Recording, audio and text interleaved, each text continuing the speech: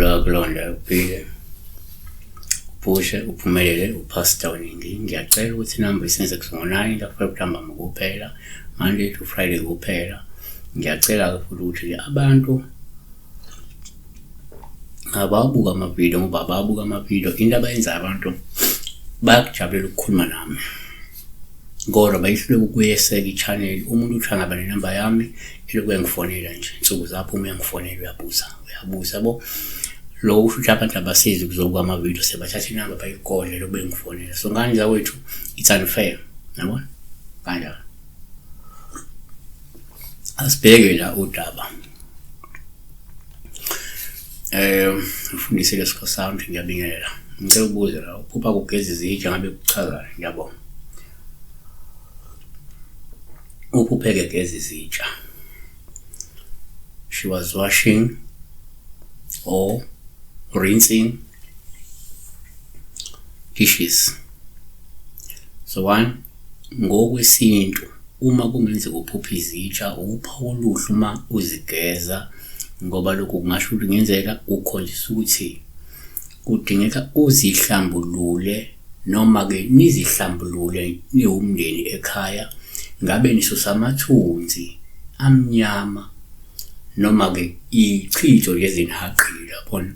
Abanye baphupha begeza izitsha kanti nje kufanele benze nje ukuzihlambulula bona begeze, yabona.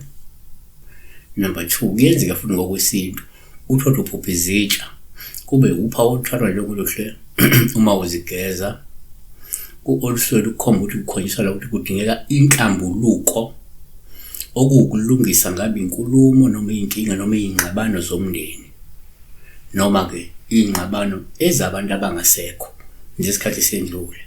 Abanye abantu bangawasha vele ngoba kukhona izingxabano, khona ingxushunqu, khona ukungezwani, khona inkulumo esalayo engazange ilungiswe, yabona, yabantu abaphilayo noma eyabantu abangasekho.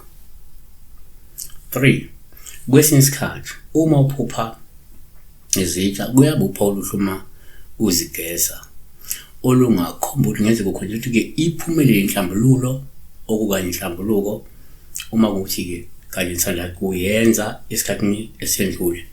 Omunye umuntu uma kuthi bekade benze inhlambululo noma inhlambuluko bayibone sebegeza izitsha sezizinhle lezo zitsha lezo sebeyigezile sezizinhle uyayigeza ziyahlala so uyayisula uyayibeka lapha sezinhle.